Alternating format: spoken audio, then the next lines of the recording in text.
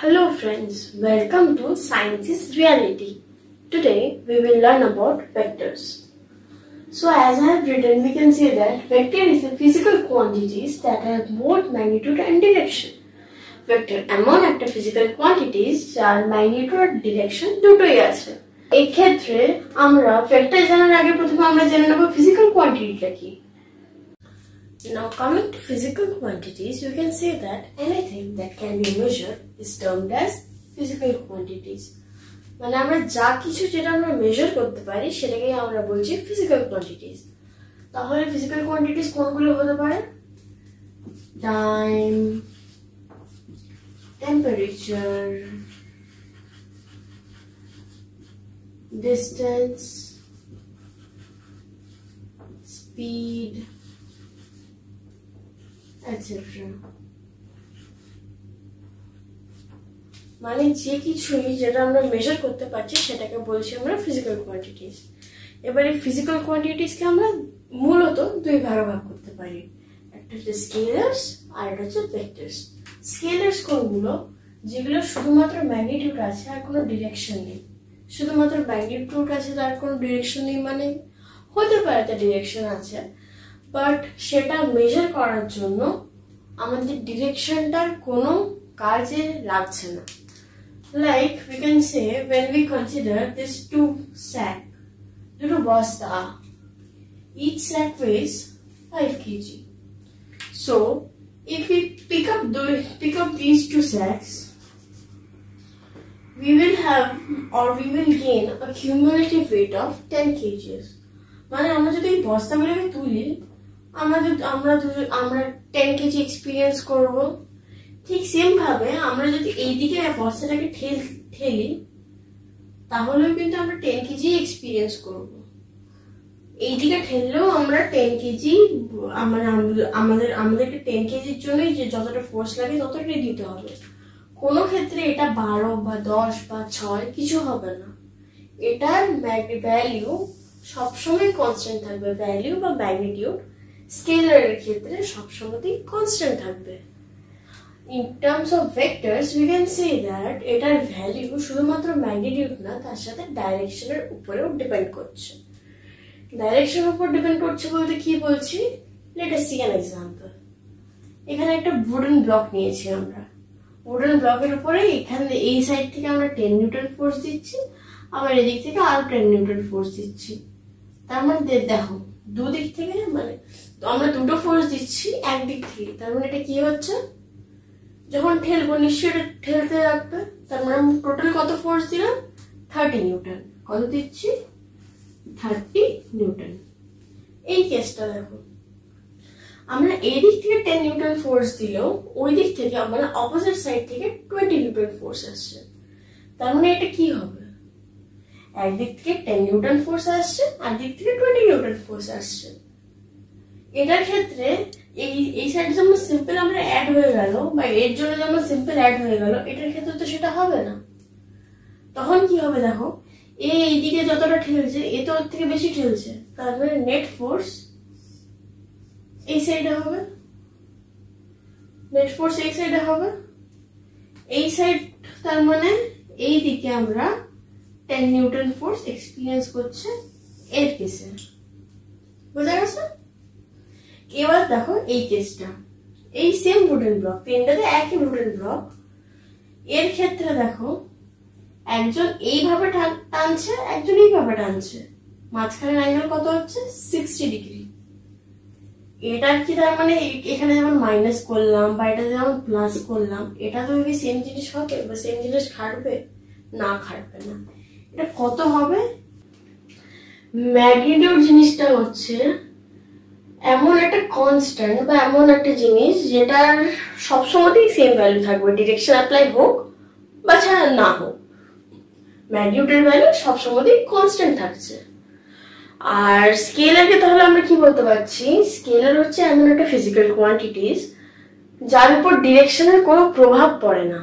যাই হয়ে যাক, ডিরেকশনে স্কেলারের উপরে কোনো প্রভাব পড়বে না। আর ভেক্টরস এর মধ্যে ম্যাগনিটিউড আর ডিরেকশন দুটোই আমাদের জন্য ইকুয়ালি ইম্পর্টেন্ট। তো আমরা জানলাম ভেক্টরটা কি। Now we will learn how to write a vector. Vector is often represented by arrow over the alphabet or in bold. This bold is usually used in the print media. তার মানে আমরা কি বলতে পারি, এরকম a vector, f vector, r vector, p vector, এরকম মাথায় arrow দিয়ে দিয়ে আমরা ভেক্টরগুলোকে লিখি। বা যার যেটা বললাম প্রিন্ট মিডিয়াতে কি হয়, বোল্ডে লিখি, যেখানে যেমন এখানে f টা বোল্ডে আছে, a টা বোল্ডে আছে, r টা বোল্ডে আছে। মানে আমরা যদি খাতা বই দেখি কিছু কিছু জায়গায় আমরা এইভাবে ভেক্টরগুলোকে লেখা দিতে পারবো। মানে যে অ্যারো আছে, অ্যারোটারও একটা মিনিং আছে। এইটা হলো অ্যারো, এটাকে বলছে টেইল, আর এটাকে বলছে হেড। এই হেডটা ডিরেকশনটা নির্ণয় করে। এই যেদিকে হেড থাকবে তার মানে ভেক্টরটা সেদিকে অ্যাক্ট করছে। যেমন যদি অ্যারোটা এরকম দিই তার মানে ওই ডিরেকশনে ভেক্টরটা আছে। এবার ইউ ক্যান সে দ্যাট এখানে তো আমরা সব জায়গাতে একটা সাইডে অ্যারো দিচ্ছি, লেখার ক্ষেত্রে না। when we will draw the diagram then we will use this arrow as the direction. Like you can say আমরা ধরছি দুটো ভেক্টর আছে, একটা এই আর একটা এই। এটার নাম a ভেক্টর, এটার নাম b ভেক্টর। এই কেসে আমরা দেখবেন এখান থেকে অ্যারোটা আসছে, এখান থেকে অ্যারোটা এইদিকে যাচ্ছে, এখান থেকে অ্যারোটা এইদিকে যাচ্ছে। এই হেডটা যেদিকে যাচ্ছে ভেক্টরটার ডিরেকশনও সেটা। ভেক্টরের ক্ষেত্রে আমরা যেটা দেখতে পাই যে এরকম সিম্পল অ্যারিথমেটিক জিনিস হয় না, বা অ্যারিথমেটিক অ্যাডিশন আমরা এখানে হয় না। কি হয় সেটা আমরা বুঝে নিচ্ছি। In this case we can see that both the forces are in the same directions. দুটো ফোর্সই একই ডিরেকশনে কাজ করছে। তাহলে এই কেসে আমরা কি করতে পারি,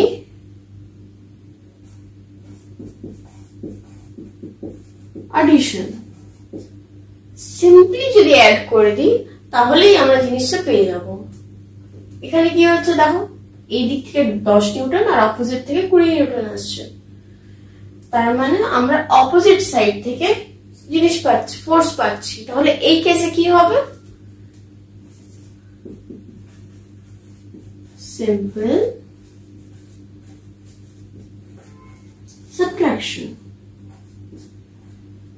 যখন সেম ডিরেকশনে হচ্ছে আমরা তখন সিম্পল এডিশন করছি, আর যখন অপোজিট ডিরেকশনে হচ্ছে তখন আমরা সিম্পল সাবট্রাকশন করছি।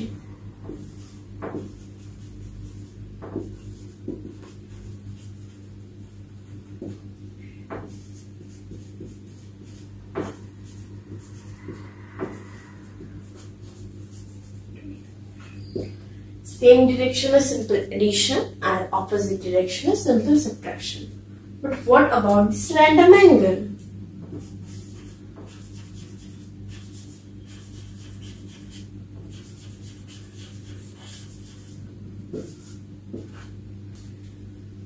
এই random angle এ vector addition এর জন্য we will follow a simple formula.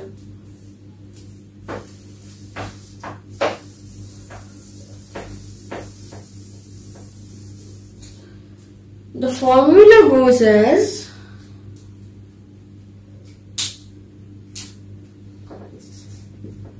a vector plus b vector is equal to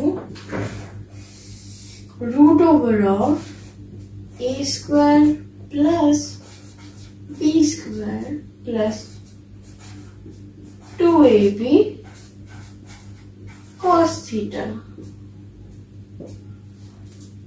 কি বলতে পারছি, যখন যে কোনো র্যান্ডম অ্যাঙ্গেল যেটা থিটা অ্যাঙ্গেল করছে তার জন্য আমরা লিখতে পারছি a square plus b square plus 2ab cos theta.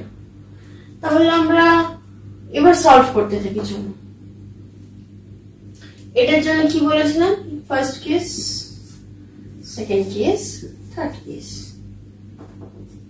যখন আমরা ফার্স্ট কেসটা ধরি তখন আমরা কি পাচ্ছি, this follows simple addition. তাহলে আমরা কি করব, 10 plus 20, 10 Newton plus 20 Newton is equal to 30 Newton. বার করি। এটার জন্য কত হচ্ছে ফোর্স, সাইন কনভেনশন হিসেবে যদি আমরা ধরি, এটাকে আমরা -20 নিউটন লিখতে পারি আর এটাকে আমরা +20 নিউটন লিখতে পারি। তাহলে কি হচ্ছে, সেকেন্ডের জন্য 10 নিউটন -20 নিউটন, তার মানে -10 নিউটন। সিম্পল সাবট্রাকশন ফলো হলো। এবারে থার্ড কেস, যখন একটা র্যান্ডম অ্যাঙ্গেল নিচ্ছি, এটার জন্য কি হবে, a vector plus b vector is equal to √of a square. a square মানে কত, 10 নিউটনের হোল স্কয়ার মানে 100, প্লাস b স্কয়ার মানে 20 নিউটনের হোল স্কয়ার মানে 400, plus 2 into 10 into 20 into cos theta, theta 60 degree মানে হাফ, কত হচ্ছে 100 plus 400 plus 200 মানে √of 700। এই 700 মানে কত, approximately 26.5 নিউটন। এই তিনটে কেস দেখে we can conclude that the resultant always lies between the minimum and maximum. Minimum মানে কি, সব থেকে কম কত হতে পারে। যখন দুদিক থেকে আমরা এই ফোর্সটা দিচ্ছি, it will attain a minimum force of -10 newton, -10 newton. আর ম্যাক্সিমাম কত হতে পারে, সিম্পল এডিশন মানে কত হচ্ছে এখন 30 নিউটন।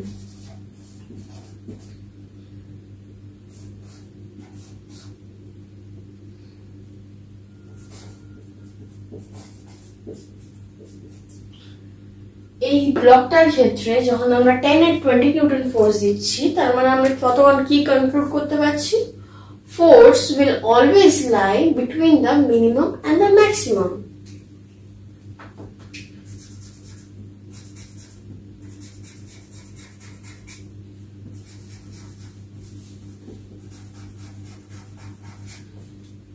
এটা বলার আরেকটা রিজন হতে পারে, যখন আমরা মিনিমাম ধরছি, দেখো দুটো অপোজিট ডিরেকশনে, তার মানে in this case we can say that theta equal to 180 degree. Put the formula here, you will get a same result. And in this case we can say that theta is 0 degree. If we put theta is 0 degree, we will again get this result. Now coming to the different types of vectors. Vectors can be of many types. First coming to equal vectors. Equal vectors কোনগুলো? Let us consider two vectors, A vector and B vector. যখন এই vector দুটোরই magnitude এবং direction same হবে, যখন magnitude এবং direction দুটোই same হবে, তখন আমরা বলতে পারি এটাকে ইকুয়াল ভেক্টরস। এটাকে আমরা এক ধরনের প্যারালাল ভেক্টরও বলতে পারি। এবার আসছি নেগেটিভ ভেক্টর। নেগেটিভ ভেক্টর কাকে বলে? নেগেটিভ ভেক্টর আমরা বলতে পারি, আবার ধরে নিলাম আমরা দুটো ভেক্টর A আর B। ড্রয়িং থেকে বুঝতে পারছো এটা ডিরেকশন সেম নয়। যখন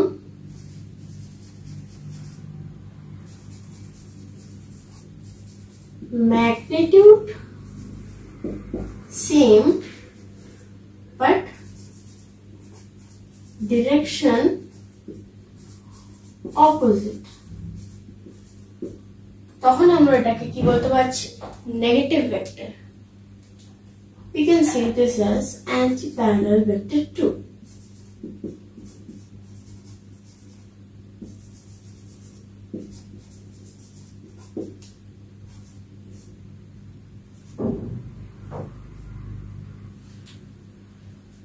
coming to position vector.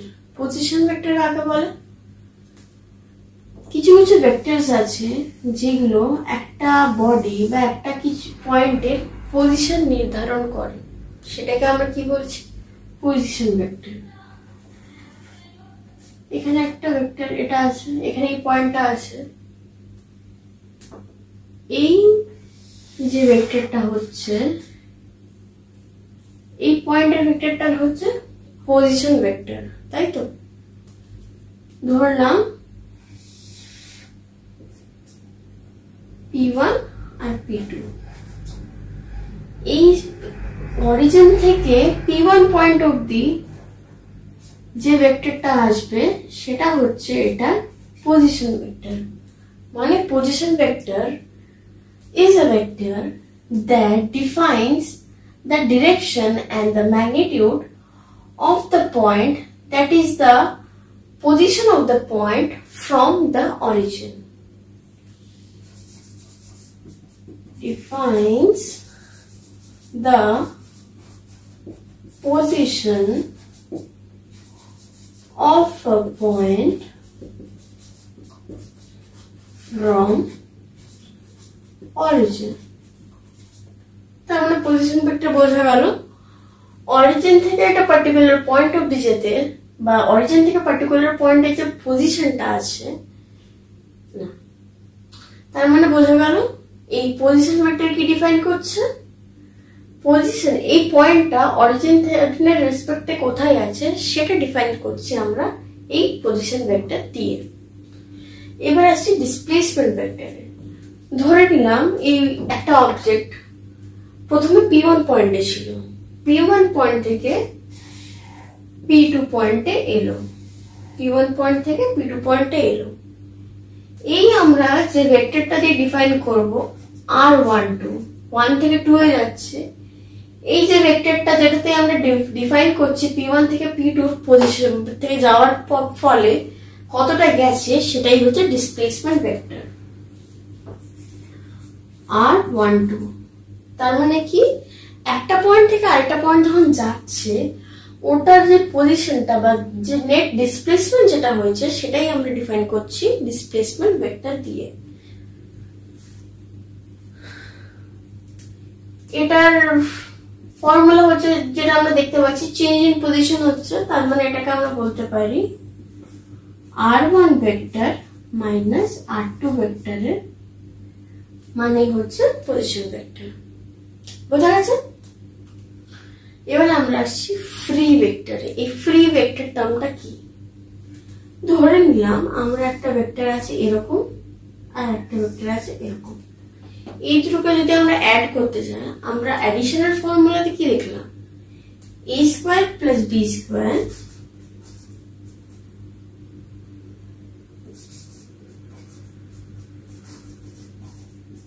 Plus 2ab cos theta whole root. এটাকে যদি আমরা এরকম করে দেখি, এখান থেকে কি আমরা এদের অ্যাঙ্গেলটা বুঝতে পারছি না? তো অ্যাঙ্গেলটা বোঝার জন্য ভেক্টরের একটা প্রপার্টি আছে, যেটা হচ্ছে এই ভেক্টরটাকে আমরা এর উপরে আনতে পারি। এবার যতটা খুশি এনে দিলাম সেটা না, এটার যে এই ডিরেকশনটাকে কনস্ট্যান্ট রেখে এবং ম্যাগনিটিউডটাকে কনস্ট্যান্ট রেখে আমরা যে কোনো ভেক্টরকে ফ্রি টু মুভ, আমরা যেখানে খুশি মুভ করাতে পারি, সেটাকেই আমরা বলছি ফ্রি ভেক্টর। এবার আমরা এখানে আমি তো মুভ করি, কি হলো দেখো, সেম ম্যাগনিটিউডে এখানে বেশি বসলো। ইউজুয়ালি এই পুরো ভেক্টরটা, এতে এই পুরো টেলটা ম্যাগনিটিউড রেফার করে আর এই হেডটা ডিরেকশন। মানে এটার যদি আমরা এরকম একটা ভেক্টর টানি, এই পুরোটা হচ্ছে ম্যাগনিটিউড ডিফাইন করছে আর হেড ডিফাইন করছে ডিরেকশন। তো দেখো যখন আমরা এর কাছে এনে দিলাম, আমরা এখানে একটা থিটা পেলাম, এডিশন মানে ভেক্টর এডিশনটা আমরা আরামসে করতে পারছি। তো আমরা ফ্রি ভেক্টরস কাকে কি বলতে চাইছে? ফ্রি ভেক্টরস এ বলতে চাইছে we are allowed to move a vector from one position to another, just keeping in mind that the magnitude and direction both remains the same. Now we will come to coplanar vector. Coplanar vector কি? The vectors that are lying in the same plane is known as coplanar vector. Lies in the same plane. এবার আসি collinear ভেক্টরে। Collinear vector কি? We can say that the collinear vectors are যে ভেক্টরগুলো একের উপর আরেকটা collapse করছে বা একটার উপর একটা অবস্থান করছে। এবার যদি একটা নাম্বার লাইন ধরলাম, এটা হচ্ছে নাম্বার লাইন, এটা হচ্ছে নাম্বার লাইনটা। একটা ভেক্টর এরকম হয়ে আছে, যদি সেকেন্ড ভেক্টরটাও সেম পজিশনে, সেম ডিরেকশনে এবং সেম জায়গাতে অবস্থান করে, তাহলে we can say that the vectors are collinear. মানে কি? The vector that resides in the same position, having same direction and same magnitude are the collinear vectors. এবার আমরা তো এত কিছু জেনে নিলাম, এরপরে আমরা জানবো ভেক্টর এডিশন করার পদ্ধতি। ইউজুয়ালি আমরা ভেক্টরগুলোকে তিন ভাবে এডিশন করি: ট্রায়াঙ্গেল ল, প্যারালেলোগ্রাম ল আর পলিগন ল। এবার এই তিনটা ল এর ব্যাপারে আমরা জানবো পরের ভিডিওতে। Thank you and have a nice day. আর যদি আমার এই ভিডিওটা ভালো লেগে গিয়ে থাকে তাহলে please stay tuned and do not forget to like, share and subscribe.